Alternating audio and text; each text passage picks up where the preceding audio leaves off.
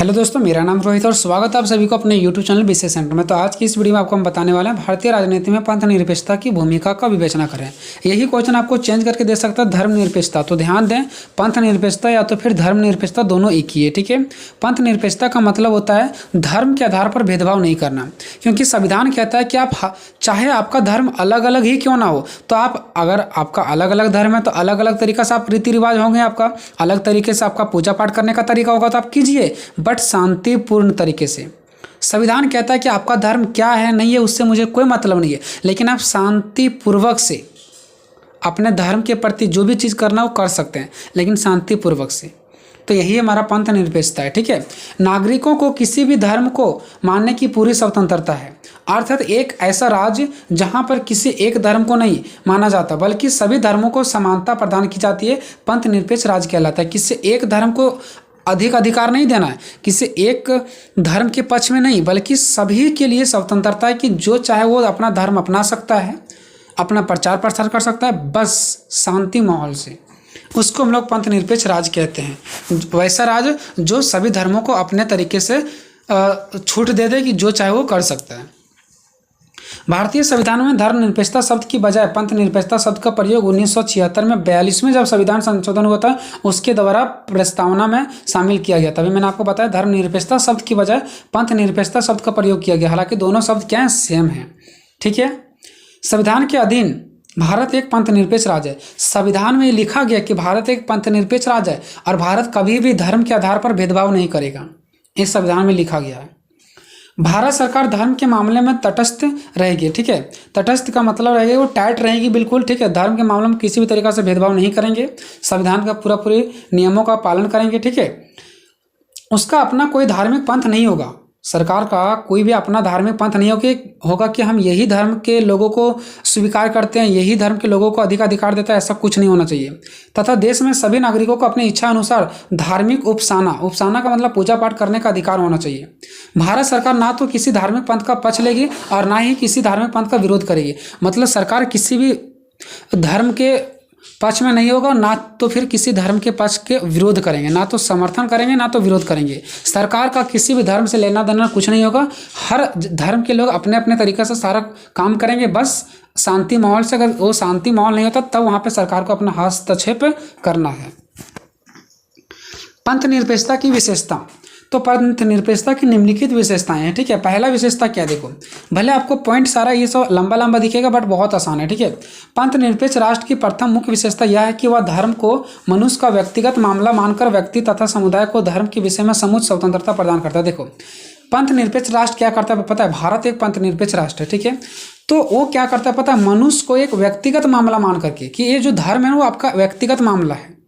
धर्म के सपेज में आप लोग देखते होंगे संविधान में कुछ भी नहीं बताया गया, बस इतना बताया गया कि जो मर्जी वो आप लोग कर सकते हो, लेकिन धर्म में सरकार का कोई हस्तक्षेप नहीं होगा, लेकिन ये कि शांति माहौल से। ठीक है, तो वही बात यहाँ पे बताया जा रहा है कि देश क्या करता है पता, कोई भी एक राष्ट्र आदमी को, मनुष्य को व्यक्तिगत मामला कि वो धर्म आपका व्यक्तिगत मामला, आप जो मर्जी उस टाइप से आप क्या कर सकते हैं, अपना धर्म के अकॉर्डिंग काम कर सकते हैं, लेकिन शांति होकर के। ठीक है, तो वही एक व्यक्तिगत मामला मान करके व्यक्ति तथा जो समुदाय है, व्यक्ति को या तो समुदाय को धर्म के विषय में समूह स्वतंत्रता प्रदान छोड़ देता है कि चाहे आप कोई व्यक्ति हो, चाहे आपका 10 लोगों का एक समुदाय है, जो धर्म मनाना आप लोग मना सकते हो, बिल्कुल स्वतंत्र है। दूसरा है पंथ निरपेक्ष राष्ट्र में प्रत्येक व्यक्ति अपना इच्छा अनुसार किसी भी धर्म को स्वीकार कर सकता है।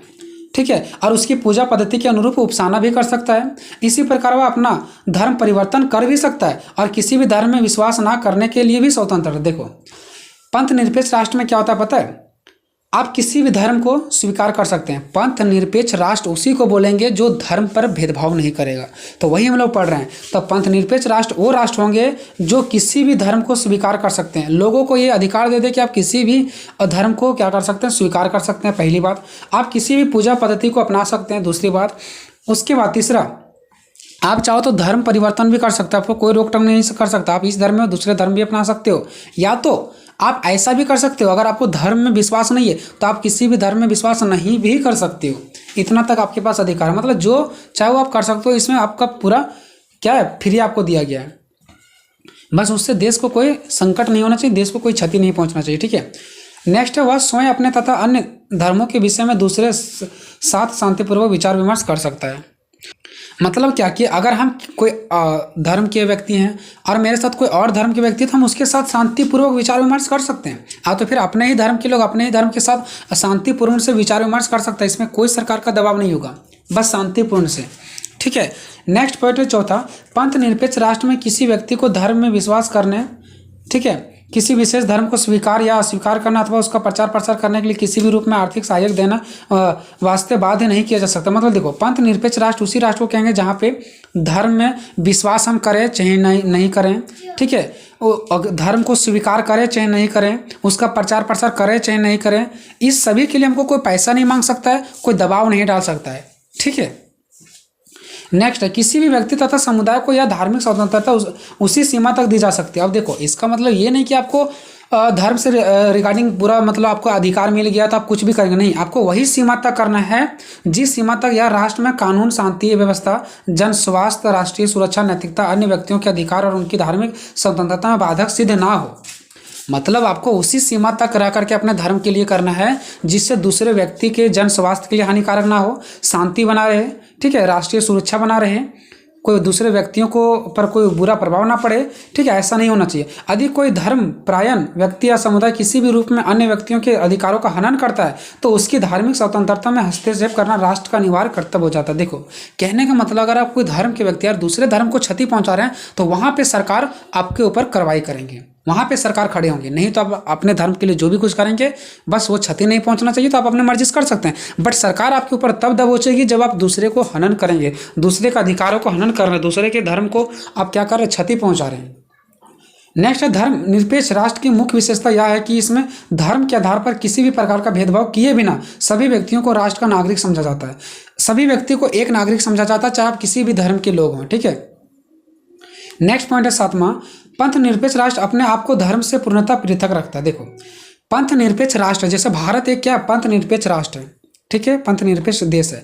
तो पंथ निरपेक्ष देश जो भारत है ना, वो भारत अपने आप को धर्म से पूर्णतः पृथक रखता है, मतलब अलग रखता है। भारत जो है वो धर्म से रिलेटेड नहीं रखता है। भारत का ये कहना है, एग्जाम्पल मैंने लिया, ठीक है, कोई भी वैसा देश जो पंथ निरपेक्ष है वो क्या कहता है पता है, कि मुझे धर्म से कोई मतलब नहीं, मैं धर्म से अलग हूं। क्यों? क्योंकि अगर इस धर्म को लेंगे तो दूसरा धर्म वाले रूठेंगे, इसलिए धर्म से कोई भी देश अपने आप को अलग मानते हैं कि हम अलग हैं। ठीक है, मैं क्या हूं, अलग हूं, मुझे आपका धर्म से कोई मतलब नहीं है। आप जिस धर्म के हैं अपना का मर्जी, आप जो चाहे वो कर सकते हैं, वो उस धर्म का जो मर्जी वो कर सकते हैं, लेकिन देश को क्षति नहीं पहुंचना चाहिए। तो इसीलिए देश कहते हैं, राष्ट्र अपने आप को धर्म से क्या मानते हैं, अलग मानते हैं। क्यों? क्योंकि पंथ निरपेक्ष राष्ट्र में धर्म को मनुष्य का व्यक्तिगत मामला समझा जाता है। किसी भी राष्ट्र में धर्म से का जब बात होता है ना, तो ये समझा जाता है कि धर्म जो है ना वो व्यक्ति का अपना मामला है। ठीक है, अपना ये क्या है, उसका व्यक्तिगत मामला है, जिसमें राष्ट्र तब तक हस्तक्षेप नहीं करता है, राष्ट्र का उसमें तब तक कोई हाथ नहीं बढ़ाता जब तक कोई बुरा प्रभाव ना देखने को मिले। अगर वही धर्म का बुरा प्रभाव देखने को मिलता तब वहां पे जाकर के क्या करते, कोई भी राष्ट्र जाकर के उसको सही करने का प्रयास करती है।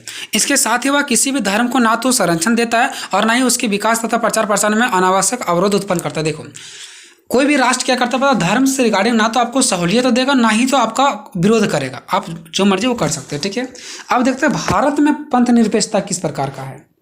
तो आज़ादी के बाद जब 1947 में हमारा देश आज़ाद हुआ, उसके बाद संविधान द्वारा एक पंथ निरपेक्ष राष्ट्र घोषित किया गया कि भारत एक पंथ निरपेक्ष राष्ट्र है जहाँ पे किसी भी धर्म को बढ़ावा या तो किसी भी धर्म को नीचा नहीं दिखाया जाएगा, जिसके तहत संवैधानिक रूप से राज्य किसी विशिष्ट धर्म या पंथ से संबंधित नहीं है। उसके बाद क्या हुआ, हमारा संवैधानिक रूप से यानी संविधान में लिखा गया कि हमारा राष्ट्र किसी भी धर्म या तो फिर पंथ से संबंधित नहीं है। धर्म एक व्यक्ति का अपना व्यक्तिगत मामला है। ठीक है, और राज्य तथा धर्म के बीच पृथकता है। और यहाँ पे बताया गया है संविधान में कि राज्य यानी कि जो देश है वो और धर्म एक दूसरे से अलग है, पृथकता मतलब अलग है। ठीक है, अर्थात राज्य बिना भेदभाव किए नागरिकता एवं अवसर की समानता उपलब्ध कराता है। ठीक है, यानी कि राज्य यानी देश जो है वो बिना भेदभाव किए हुए नागरिकता देता है कि ये भारत का नागरिक है, और उसको अवसर की समानता उपलब्ध कराता है, सभी व्यक्तियों को एक जैसा समान अधिकार देता है। ठीक है, लेकिन आगे देखो, हमारे संविधान की प्रस्तावना 42वें संविधान संशोधन जब 1976 के द्वारा हुआ था तब पंथ निरपेक्ष शब्द को जोड़ दिया गया, और उस समय से हम संवैधानिक दृष्टि से एक पंथ निरपेक्ष राष्ट्र तो हो गए कि यहाँ पे धर्म से संबंधित कोई भी भेदभाव नहीं किया जाएगा। लेकिन परंतु पिछले कुछ वर्षों में विशेष रूप से विभिन्न धार्मिक समुदायों के मध्य पूजा स्थल, व्यक्तिगत कानून, विभिन्न धार्मिक ग्रंथों एवं धार्मिक कट्टरवादियों तत्वों, अल्पसंख्यकों की समस्या आदि के आधार पर सांप्रदायिक तनाव एवं दंगों में वृद्धि हुई है। मतलब देखो, अलग अलग प्रकार के लोग, अलग अलग धार्मिक के लोग, अलग अलग पूजा पाठ करने वाले लोग, अलग अलग पूजा पाठ करने वाले स्थल पे व्यक्तिगत जो है, ठीक है, व्यक्तिगत कानून, सभी का जो व्यक्तिगत कानून है, विभिन्न धार्मिक ग्रंथ के लोग हो गए हैं, जो कट्टरपंथी लोग होते हैं, विरोध करने वाले लोग होते हैं, अल्पसंख्याकों की संख्या, ठीक है, एक यहाँ पे आप लोग बहुत जहाँ पे कम जनसंख्या होता है ना, उसको बोलते हैं अल्पसंख्याओं, ठीक है। तो अल्पसंख्याओं की भी समस्या हो, ये सभी आधार पर हम लोग देखते हैं सांप्रदायिक यानी कि तनाव उत्पन्न होता है, लड़ाई झगड़े हो रहे हैं अभी, ठीक है। अभी देख रहे हैं बहुत सारा हिंदू मुस्लिम ये ऐसा हो रहा है, जबकि ये सबसे कुछ नहीं फायदा होता है, ठीक है। हम लोग सब एक व्यक्ति भारत का नागरिक है, हम लोग को भारत का नागरिक मिलकर आना चाहिए। लेकिन ये सब चीज़ों से हम लोग देखते हैं कि अब क्या हो रहा है, धीरे धीरे धर्म को बढ़ावा माना जा रहा है। धर्म के आधार पर क्या किया जा रहा है, एक दूसरे से मतलब लड़ाई झगड़े किए जा रहे हैं, ठीक है। तो वही बताया गया कि हमारा 1947 में देश तो आज़ाद हुआ था, और उस टाइम हमारे संविधान में अभी भी लिखा गया है कि हमारा भारत धर्मनिरपेक्ष क्या राष्ट्र है। लेकिन अभी हम लोग कुछ समय के बाद हम लोग ये देख पा रहे हैं, कि पूजा स्थल पे तो व्यक्तिगत कानून लेकर के अपने हाथों में कानून लेते हैं, धार्मिक ग्रंथों के आधार पर कट्टरवादी लोग होते हैं, अल्पसंख्यकों की समस्या हो रही है, जहाँ पे अल्पसंख्यक लोग हैं वहाँ पे उनको दबोचा जा रहा है। इस प्रकार के अनेकों दंगे हो रहे हैं, अनेकों लड़ाई झगड़े हो रहे हैं, ठीक है। अतः आज भारत में पंथनिरपेक्ष राष्ट्र की परिकल्पना कमजोर हो रही है। अतः हम कह सकते हैं कि भारत में आज क्या हो रही है, पंथनिरपेक्ष राष्ट्र का क्या हो रहा है, कमजोर हो रही है, ठीक है। भारत में इस वजह से क्या हो रहा है, पंथनिरपेक्ष राष्ट्र हमारा क्या हो रहा है, कमजोर हो रहा है, ठीक है। अब कमजोर होने का भी कारण देखो, क्या कारण है, हिंदू एवं मुस्लिम समाज के लोगों में मानसिक गतिशीलता का अभाव है। लोग अब भी परंपराओं से चिपके हुए हैं कि नहीं, मैं इसी परंपरा का हूँ तो इसी परंपरा का हूँ और इसी को लेकर के चलेंगे, चाहे इसके लिए मुझे लड़ना क्यों ना पड़े। राज्य के प्रतिनिधियों और विभिन्न धार्मिक समूहों के बीच संवाद विहीनता का मतलब हो गया कि अलग अलग दो धर्मों के बीच संवाद मैच नहीं करता है। वो कुछ और बोलते हैं तो ये उससे बढ़ करके बोलते हैं, उनका संवादहीनता हो जा रहा है, गलत विचार वो लोग बोलते हैं, गलत वर्ड यूज करते हैं। इसके कारण धार्मिक मुद्दे उभर आते हैं, धार्मिक मुद्दा फिर आ जाता है, धार्मिक मुद्दे से फिर लड़ाई झगड़े हो जाते हैं। पंथ निरपेक्षता की विचारधारा के प्रसार में भी कमी के चलते भी इस संदर्भ में अपेक्षित जागरूकता का विकास नहीं हो पाया।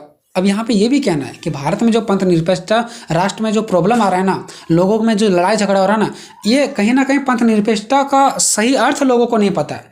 पंथ निरपेक्षता की विचारधारा का प्रचार नहीं हुआ है, पूरा फैला नहीं है। अगर लोगों के पास फैल जाएगा, पूरा दूर दूर तक फैल जाएगा कि पंथ निरपेक्षता का मतलब क्या होता है, तो लोग लड़ाई झगड़े नहीं करेंगे। पंथ निरपेक्षता का मतलब समझ आएंगे कि नहीं, हमको अपने धर्म का पूरा प्रचार प्रसार करने का अधिकार है, दूसरे से लड़ाई झगड़े करने का अधिकार नहीं है, तो शायद लोग नहीं लड़ेंगे। तो ये भी हो सकता है कि जो आज लोग लड़ रहे हैं अनपढ़ की वजह से, तो उनको पंथ निरपेक्षता विचारधारा के प्रसार में कमी आया होगा। हो सकता है वहाँ तक उन लोगों तक विचार वो नहीं पहुँचे होंगे कि वास्तविकता में पंथ निरपेक्षता क्या है, इसकी वजह से भी हो सकता है। नेक्स्ट है अल्पसंख्यक समुदाय में बढ़ती असुरक्षा। अब जहाँ पे अल्पसंख्यक लोग हैं वहाँ पे उनको दबोचा जा रहा है, वहाँ पे उनका समस्या को देखा नहीं जा रहा है, समस्या दिन प्रतिदिन बढ़ते जा रहा है ना। उनकी सामाजिक आर्थिक समस्याओं के कारण राजनीतिक दलों द्वारा धर्म का चुनावी मुद्दे के रूप में उपयोग किया जाता है, ठीक है। अब यहाँ पे धर्म के आधार पर भी हम लोग देखते हैं, चुनावी धर्म के आधार पर जो अल्पसंख्यक होते हैं वो भी कहीं ना कहीं चुनावी पर प्रभाव पड़ता है उसका, ठीक है। जो अल्पसंख्यक हैं, ठीक है, आप भी देखते होंगे आप लोग कि जिनका अल्पसंख्यक है, ठीक है, अगर वो नेता खड़ा हो जाता है तो अल्पसंख्यक, मान लो कि नेता जिस खड़ा हुआ उसी धर्म के लोग उनको देते हैं, ठीक है। अब चाहे वो अच्छा कार्य करे चाहे गलत कार्य करे, जिस धर्म के वो नेता नहीं उनको लोग नहीं देते हैं, ठीक है। अब ऐसा क्यों नहीं, पता नहीं, ठीक है। तो इस प्रकार से हम लोगों ने देखा इसका कि भारत में धर्म किस प्रकार से है, पंथ निरपेक्षता किस प्रकार से है, ठीक है। इसके अलावा आप और भी पॉइंट जोड़ सकते हैं। क्या आपको नहीं पता कि भारत में धर्म से रिगार्डिंग कितना लड़ाई झगड़े होते हैं? भारत में पंथ निरपेक्षता का मामला क्या है सो, ठीक है। भारत में पंथ निरपेक्षता कैसा चल रहा है, धर्म से रिलेटेड लड़ाई झगड़े होते हैं, ठीक है। लोगों बहकावे में आ जाते हैं, कुछ नेताओं के द्वारा भी लोग बहकावे में आ जाते हैं। तो ये सब चीज़ें भी तो आप लोग लिख सकते हो ना पॉइंट बढ़ा करके। उसके बाद आपको नीचे, मैंने टाइम ज़्यादा हो सकता है इसलिए मैंने यहाँ पे नहीं दिया कि आपका ज़्यादा मैं समय नहीं लूँगा, आपको सुझाव भी लिखना है। सुझाव का मतलब ये हो गया कि भारत में पंथ निरपेक्षता तो बहुत खराब है, अब आप इसको सुझाव दीजिए कि किस प्रकार सही किया जा सकता है। तो सही मायने में लोगों को पंथ निरपेक्षता का अर्थ पता होना चाहिए। तो फिर धर्म के जो हमारा धर्म पंथ निरपेक्षता धीरे धीरे वो खत्म होते जा रही है, वो खत्म नहीं होगी। अगर सही मायने में सबको अर्थ पता होंगे तो फिर वो लड़ाई झगड़े नहीं करेंगे। लोगों को एक साथ मिलकर आना चाहिए, लोगों को ये समझना चाहिए कि हम भारत के नागरिक हैं, ना कि हम ये धर्म और वो धर्म के लोग हैं। लोगों को ये समझना चाहिए कि हमारा संविधान एक है, संविधान कहता है कि आप एक नागरिक हो, धर्म अलग अलग आपका नहीं है। भले आप धर्म को अलग अलग मानते हो तो इस प्रकार से आप सुझाव भी दे सकते हो उसको, ठीक है। मतलब कि आप एग्जाम में सुझाव भी दे सकते हो। इस प्रकार से ये आपके लिए क्वेश्चन था। आपका अगर कोई दिक्कत है तो कमेंट बॉक्स में कमेंट करके जरूर बताएंगे। मिलेंगे नेक्स्ट वीडियो में, तब तक जय हिंद।